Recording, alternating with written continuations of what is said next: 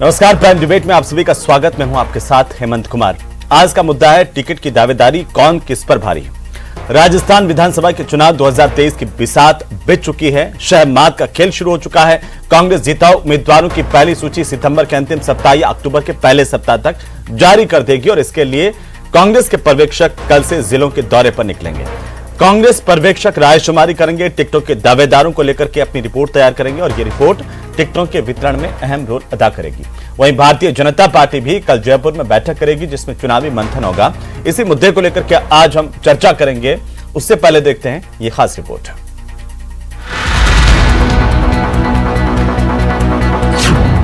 तेईस का घमासान चढ़ रहा परवान। चुनाव की रणनीति में जुटे बीजेपी कांग्रेस। लोकसभा क्षेत्र में जाएंगे, मीटिंग करेंगे वर्कर्स। कांग्रेस पर्यवेक्षकों के दौरे से कल से टिकट की तैयारी की भी और नेताओं के भी दिलों के अंदर। उम्मीदवार चयन को लेकर पूरे चुनाव पर रखेंगे निगरानी। जो जिम्मेदारी दी गई है उसके तहत कल पूरे प्रदेश के अंदर लोकसभाओं के 25 लोकसभाओं में वहां के जनप्रतिनिधि हैं, संगठन के जो लोग हैं उनके साथ में ये ऑब्जर्वर संवाद करेंगे। बीजेपी की बैठक कल, चुनाव संबंधी मुद्दों पर होगी चर्चा। टिकट की दावेदारी कौन किस पर भारी।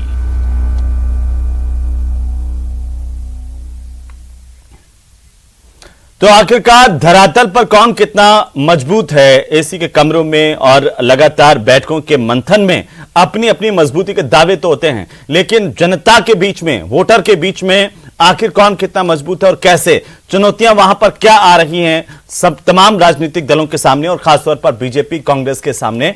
और इसी को लेकर के आज हम चर्चा करेंगे। टिकट की दावेदारी कौन किस पर भारी, और इसके लिए खास पैनल हमारे साथ जुड़ चुके हैं। अब मैं आपका तारुफ करवा दूं, परिचय करवा दूं। हमारे साथ अमित गोयल हैं, प्रवक्ता भारतीय जनता पार्टी के। राजकुमार शर्मा हमारे साथ हैं, प्रवक्ता कांग्रेस पार्टी के। मिथिलेश जैमिनी हमारे साथ हैं, वरिष्ठ पत्रकार के तौर पर। डॉक्टर राकेश गोयल हमारे साथ हैं, राजनीतिक विश्लेषक के तौर पर। आप सभी का बहुत स्वागत। सबसे पहले जैमिनी साहब, आप ही से शुरुआत करेंगे।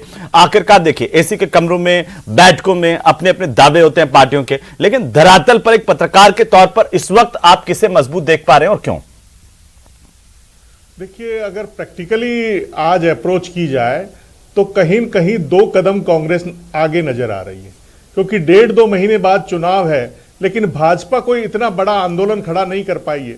पिछली बार जब भाजपा सरकार गई थी तो एंटी इनकम्बेंसी और 6 महीने पहले नारे लगने लग गए थे कि मोदी तुझसे बैर नहीं, वसुंधरा तेरी खैर नहीं। ऐसा माहौल अभी क्रिएट नहीं हो पाया। और आज जिस तरीके से राजेश पायलट के पक्ष में मुख्यमंत्री अशोक गहलोत ने ट्वीट किया है, उससे कुछ और नजारा नजर आ रहा है। जो इंपॉर्टेंट चीज है कि विपक्ष को, इनका एक मुद्दा था लाल डायरी वाला मुद्दा, वो भी शांत हो गया। नहीं सहेगा राजस्थान, वो मूवमेंट भी बहुत ज्यादा चल नहीं पा रहा। तो कुल मिलाकर एक चेहरे की जो दरकार है बीजेपी में, वो कमी अभी पूरी नहीं। लेकिन जैमिनी साहब, क्या राजेश पायलट को लेकर के ट्वीट करके बीजेपी फंस गई है कहीं ना कहीं? राजस्थान में एक खास जाति विशेष नहीं, जबकि राजेश पायलट के जितने चाहते हैं, सचिन पायलट के जितने चाहते हैं, उनके निशाने पर आ गई है बैठक बिठाए। देखिए, राजेश पायलट राम सा के जरिए राजस्थान के लोकप्रिय नेता थे और पूर्वी राजस्थान में उनका एक कहूंगा अंडर करंट है, और उनके खिलाफ अमित मालवीय ने टिप्पणी करके निश्चित रूप से भाजपा के लिए कोड में खाज का काम किया है। यह निश्चित रूप से बात है, क्योंकि वो बात तथ्यहीन है। ठीक है। तो कई बार जोश में होश रखना बहुत जरूरी है, जिस तरीके से सचिन पायलट ने ट्वीट करके किया। लेकिन जो सबसे इंपॉर्टेंट चीज है कि भाजपा को कोई ऐसा अंदरूनी कोई अंडर करंट की उम्मीद है जिससे वो चुनाव परिणाम बदल दे, क्योंकि 40 साल से 1993 से आज तक कोई सरकार रिपीट नहीं हो पाई है। ये हर बार राज बदला है, रिवाज नहीं बदला है। लेकिन जो सबसे अहम बात है कि इस बार मुख्यमंत्री अशोक गहलोत ने कुछ ऐसे चाल चली है जिसमें भाजपा फंसती नजर आ रही है। चाहे ओपीएस वाला हो, चाहे चिरंजीवी योजना वाला हो, चाहे ये खेलों वाला जो संवाद है, तो भाजपा के लिए अब दिल्ली में भी ठीक है। मैं वापस आता हूं जमीनी साहब आपके पास में। एक एक टिप्पणी सबके लिए लेते हैं। बीजेपी कांग्रेस की टिप्पणी के बाद राजनीतिक विश्लेषक से बात करेंगे, उनसे जानने की कोशिश करेंगे कि आखिरकार राजनीति के इस खेल में कैसे वो इस तमाम चीजों को देख रहे हैं। लेकिन अमित गोयल साहब, भारतीय जनता पार्टी की स्थिति अभी जमीनी साहब कह रहे हैं कि उतनी मजबूत नहीं है जितनी सोच रही है पार्टी। देखिए, जैमिनी साहब क्या कर रहे हैं, ये जामिनी साहब का आकलन है जी। हमारा आकलन निश्चित रूप से है कि भारतीय जनता पार्टी लगभग 150 सीटों से या 150 प्लस सीटों से राजस्थान में सरकार बनाने वाली है। और इसके कोई हम सिर्फ बात करने के लिए बात नहीं कह रहे हैं जी। आप ये देखिए कि पिछले 4.5 पौने 5 साल में राजस्थान में क्या चल रहा है। आज मुख्यमंत्री 50 करोड़ रुपए 40 करोड़ रुपए रोज का एक विज्ञापन पे खर्च कर रहे हैं। वो पैसा कोई कांग्रेस का पैसा नहीं है, जनता के गाड़ी नहीं, वो तो कोई अलग से तो खर्च कर नहीं रहे। हर राज्य के सरकारों के यही हाल है। अब अभी हम देखते हैं कि बाहर दूसरे राज्यों के भी यहाँ पर विज्ञापन राजस्थान में दिखते हैं।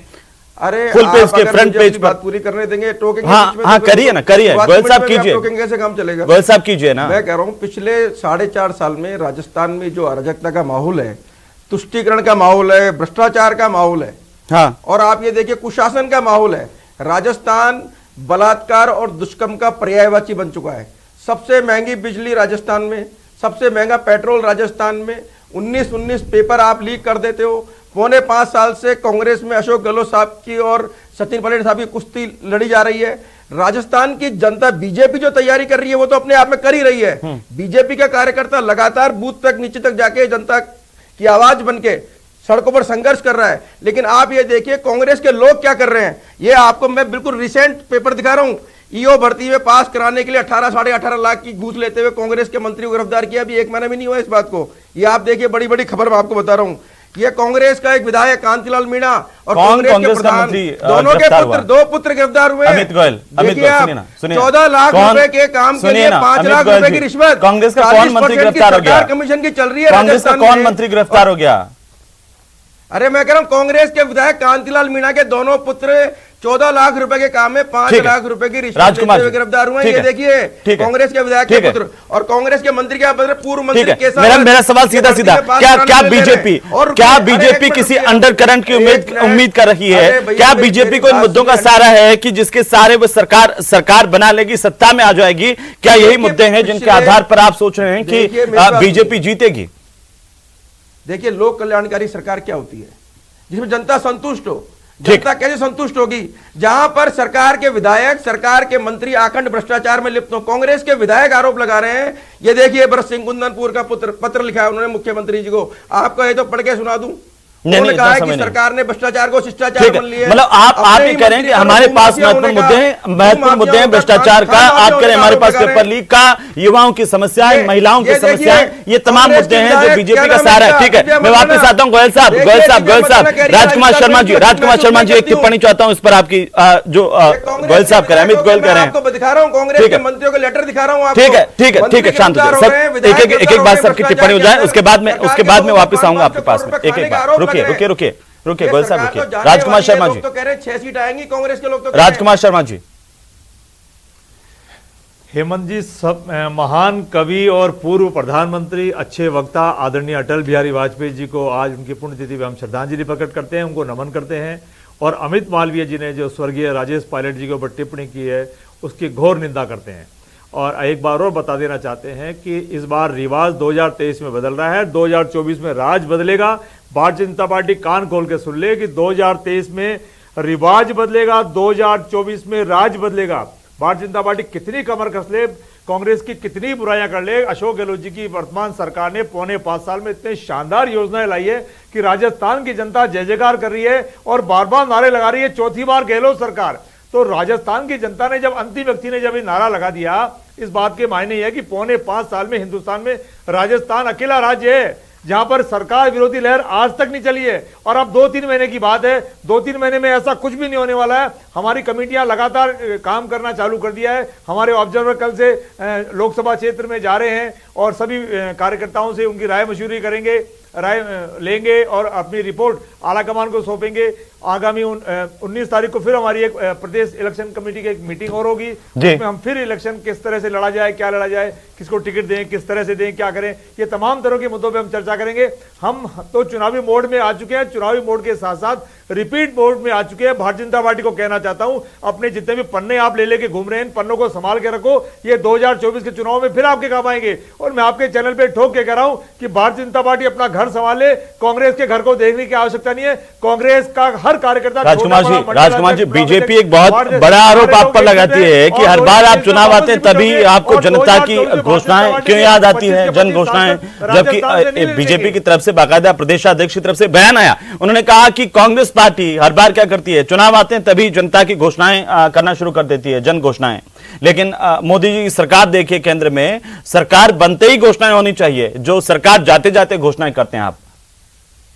हेमंत जी, जो पार्टी अपना मुख्यमंत्री का चेहरा नहीं तय कर पा रही है, भारतीय जनता पार्टी के कार्यकर्ता गली मोहल्ले में प्रचार करते हैं, मेहनत करते हैं, पसीना बहाते हैं, आज उनके चेहरे पे चुनाव लड़ने की बजाय नरेंद्र मोदी जी का चेहरा राजस्थान में लेके आ रहे हैं। कार्यकर्ताओं में बहुत रोष है, भारतीय जनता पार्टी के नेता बटे हुए, टुकड़ों में बटे हुए, मुख्यमंत्री का चेहरा। और सुनिए, इनके 2-3 नेता तो दिल्ली में डाले बैठे हुए हैं। देखिए, मैं कह रहा हूँ, ये कह रहे हैं कि पर्चों को संभाल के रखो, ये पर्चे नहीं है, ये कांग्रेस के कुकर्मों की कुंडली है। वो कह रहे हैं दुल्हा तो बता दो कि राजस्थान में कौन है। मेरी बात पूरी सुनिए हेमंत जी, मेरी बात सुनिए गोयल साहब। ये जो एसीबी ने मुकदमे दर्ज किए हैं, कांग्रेस के लोग रिश्वत लेते हुए रंगे हाथों गिरफ्तार हुए हैं। ये तो 164 में जवाहरलाल ठीक है, मैं आता हूं दोनों के पास में वापस। डॉक्टर राकेश गोयल हमारे साथ राजनीतिक विश्लेषक के तौर पर। गोयल साहब, दोनों की बात आपने सुनी, उससे पहले जमीनी साहब को सुना, आपको क्या लगता है राजनीतिक विश्लेषक के तौर पर? पुलिस ने सुनिए ना, एक बार सुन लीजिए, मैं वापस आता हूं, राकेश जी को बोलने दीजिए। राकेश गोयल साहब, जो कांग्रेस के दावे हैं और बीजेपी के दावे हैं, धरातल पर आपको कौन मजबूत दिख रहा है और क्यों?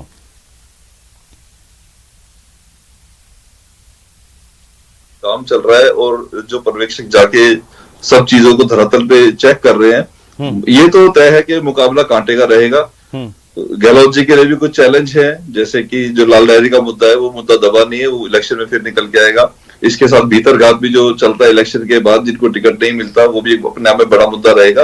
और लोग काफी लोग हैं जो भीतरघात करके अपने कैंडिडेट को हरवाते भी हैं। और जैसे कि इन्होंने कहा चेहरा नहीं है बीजेपी पास वसुंधरा जी का चेहरा है, मुझे तो स्पष्ट दिखाई देता है। उसके अलावा तो मैं नहीं समझता कि शायद मुख्यमंत्री का और चेहरा रहेगा। आपसे कहूं कि 3 चुनौतियां बीजेपी के लिए कौन सी और 3 चुनौतियां कांग्रेस के लिए कौन सी हैं चुनाव में, तो आप कैसे बताएंगे उसे? देखिए, कांग्रेस के लिए जो चुनौती है, सबसे पहले तो उनका जो भ्रष्टाचार का मेन मुद्दा है, क्योंकि जब भी कोई सत्ता में रहती है, जो भी विकास कार्य होते हैं उसमें कुछ ना कुछ घोटाले होते हैं, जैसे पीछे भी सामने आया। और दूसरा, महिलाओं के प्रति जो जितने भी अपराध राजस्थान में बढ़े हैं, वो अपने आप में एक बहुत बड़ा मुद्दा कांग्रेस के खिलाफ जाएगा। तो इन सब मुद्दों के लिए मुझे लगता है कि शायद कांग्रेस की बड़ी किरकिरी मतलब है अभी।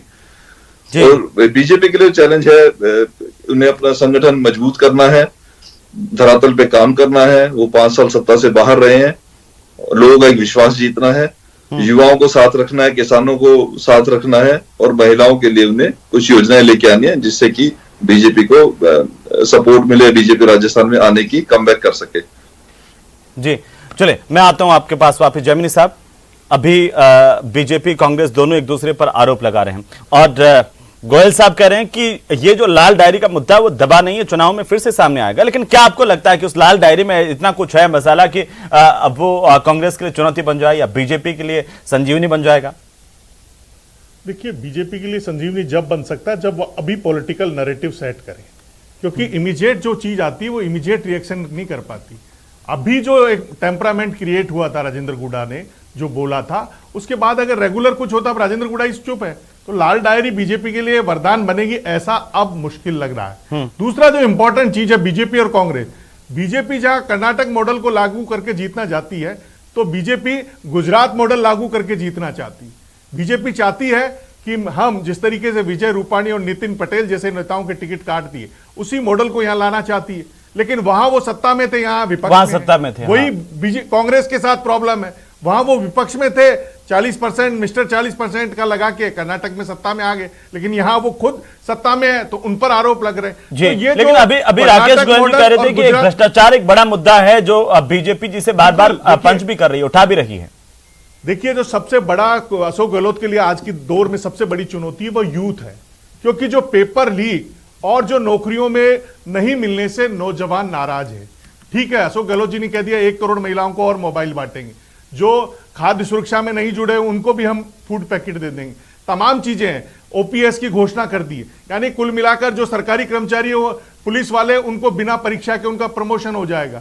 ईआरसीपी में हम और 13 बांध बना देंगे, रामगढ़ के बांध में हम ईसरदा से लाके बांध डालेंगे। तमाम मुद्दों को पॉलिटिकली अशोक गहलोत बहुत स्मार्ट वे में मैनेज कर रहे हैं। लेकिन एक छोटी सी टिप्पणी में जो आपसे चाह रहा था जयमिनी साहब की, कांग्रेस ने पहले से ही ये कहा कि हम इस बार जो है वो पहले उम्मीदवार घोषित करेंगे। आपको लगता है कि इससे कुछ फायदा होता है? देखिए, वो कर्नाटक मॉडल है, वही ला रहे हैं। मैं जो कह रहा हूं, वो पहले घोषणा करने से निश्चित रूप से थोड़ा बहुत जो डैमेज होता है, गुस्सा होता, निकल जाता, समय होता है और डैमेज कंट्रोल करने का टाइम भी मिल जाता है।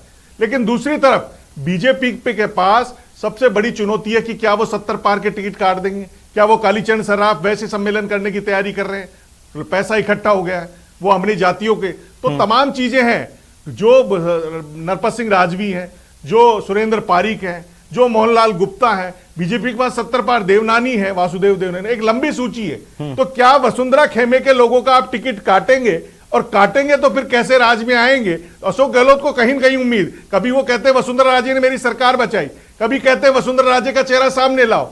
तो अशोक गहलोत कहीं न कहीं बीजेपी में कॉन्फ्लिक्ट डाले हुए हैं, और उस कॉन्फ्लिक्ट की गोल में पूरी बीजेपी घूमी हुई है। अमित गोयल साहब, देखिए, अशोक गहलोत जी जी जी सर, मैं आता हूं वापस। अमित गोयल साहब, देखिए, मैं आपको कहना चाह रहा हूं, 4.25 साल के कुशासन के बाद में आप ये सोचते हो कि 3 महीने हम जनता को बेवकूफ बनाकर उसका वोट का हरण कर लेंगे, ऐसा होने वाला नहीं है। पिछली बार भी राहुल गांधी राजस्थान में आए थे, 10 दिन में किसानों का सारा कर्जा माफ कर देंगे और 3500 बेरोजगारों को बता देंगे। आप ये बताइए, जिन 2 बातों को लेकर वो सरकार बनी और बिल्कुल किनारे से बनी, भाजपा से मात्र 1.5 लाख वोटों ज्यादा से सरकार बनी, क्या वो वादे पूरे हुए? पहली बात। दूसरी बात, आज एक विषय आया कि अन्नपूर्णा फूड पैकेट बांटे जा रहे हैं। आपको पता है कि 5 दिन पहले प्रताप सिंह खाचरियावास जी को डांट क्यों पड़ी उस मीटिंग के अंदर? वो इसलिए डांट पड़ी कि जो फूड पैकेट आज बांटने की बात हो रही है 1 महीने के लिए, 3 महीने पहले तो अशोक गहलोत जी के यहां से उसकी फोटो डल गई थी कि साहब ये फूड पैकेट बांटे जा रहे हैं, और प्रताप सिंह खाचरियावास ने कहा तो टेंडर ही जारी नहीं हुए। तो मेरा मतलब कहने का है कि ये झूठ और लूट की सरकार है। राजस्थान की जनता इनसे आखंड परेशान है। ठीक है, लेकिन एक बात जो उठ करके बार बार आपके सामने खड़ी हो जाती है कि आपका चेहरा कौन है। जैसे अभी गोयल साहब, राकेश जी ने कहा कि वसुंधरा राजे ही चेहरा है जिसके आधार पर बीजेपी वापस जनता के बीच में जा रही है। ये भरोसा क्या कार्यकर्ताओं तक पहुंचेगा? देखिए, मेरी बात सुनिए, भारतीय जनता पार्टी में कौन चेहरा होगा, कौन चेहरा नहीं होगा, ये पार्लियामेंट्री बोर्ड का काम है, ये भाजपा का प्रवक्ता तय नहीं करता है। लेकिन इसे निश्चित रूप से मान के चलिए कि भारतीय जनता पार्टी का प्रत्येक कार्यकर्ता जनता के साथ लग के इस सरकार को बदलने में लगा है। और मेरी बात सुनिए, ये हम नहीं कह रहे, हमारे साथ साथ लेकिन कांग्रेस कह रही कि हम इस बार जिताओ कैंडिडेट उतारेंगे, पहले उतारेंगे, उनका मुकाबला कैसे करेंगे? क्या कह रहे हैं आप? कांग्रेस कह रही है कि हम सबसे पहले इस बार कैंडिडेट का ऐलान कर देंगे, कर्नाटक मॉडल पर चलेंगे और जिताओ कैंडिडेट उतारेंगे, उनका मुकाबला कैसे करेंगे? अंदरूनी जो गुटबाजी है पार्टी के भीतर आपकी, वो कैसे दूर होगी? देखिए, पहली बात तो ये कांग्रेस ये कह रही है, अभी किया नहीं है। दूसरी बात है कि कांग्रेस को लग रहा है कि उनको इस बार 2 महीने 1.5 महीने पहले करना पड़ेगा, तो इसका मतलब ये मान चलिए कांग्रेस घबराई हुई है। कांग्रेस को लग रहा है कि हमारी हार निश्चित है, इसलिए कांग्रेस अतिरिक्त समय देना चाहती है। जनता नाराज है, लेकिन इसका फायदा तो मिलेगा ना, इसका फायदा तो मिलता ना सर। अरे हेमंत भाई, बात सुनिए, मुख्यमंत्री जी ने कहा था कि जिन्होंने मेरी सरकार बचाई है मैं उनका एहसान उतारूंगा। 4.25 साल से उन्हीं के एहसान उतार रहे हैं। कांग्रेस के जो विधायक प्रत्याशी थे, जो बाद में निर्दलीय लोग जीते, जिनको सरकार में लिया, उन्होंने कहा इस सरकार, वो ये आरोप लगा रहे हैं कि इन लोगों ने इस सरकार को लूट खाया है। राजकुमार जी, क्या पहले उम्मीदवारों का ऐलान जिता देगा, वापस से राजस्थान दिला देगा, या जन घोषणाएं करके आप राजस्थान में वापस आ जाएंगे? ये जो जयमिनी साहब कह रहे थे कि आपकी स्ट्रेटेजी जो है वो अभी कर्नाटक वाली है, लेकिन उसमें भी कई चुनौतियां हैं पार्टी के सामने। देखिए हेमंत जी, हमारे सितंबर के लास्ट में, अक्टूबर के फर्स्ट वीक में हमारे टिकटों की घोषणा होने की पूरी संभावना है। हमारे वेणुगोपाल जी ने इस बात की घोषणा की है और हम भारतीय जनता पार्टी से पहले टिकट घोषित करेंगे, नंबर 1। नंबर 2, हमारी जो शानदार योजनाएं हैं जो 4.25 साल से हम राजस्थान की जनता को लगातार समय समय पे देते आ रहे हैं, राजस्थान की जनता उससे लाभ प्राप्त कर रही है।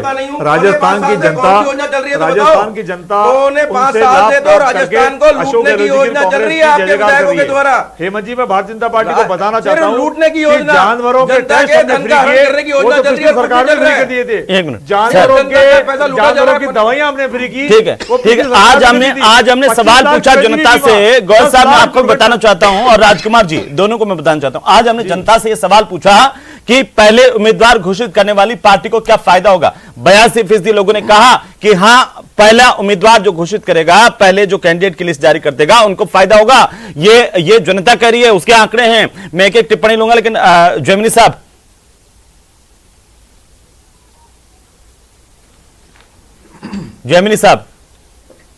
हेमंत जी, जो सबसे अहम बात है कि जो पहले कैंडिडेट अनाउंस करने से प्रॉफिट होगा, ये तो सबको पता है। हाँ। लेकिन जो सबसे इंपॉर्टेंट चीज है कि अशोक गहलोत के पैर में चोट होने के बावजूद जिस तरीके से एक्टिव हो, वो कल भी मुंडिया रामसर में जा रहे हैं खेलकूद प्रतियोगिता में। तो इस बार उन्होंने कुछ अलग मिशन में काम किया है।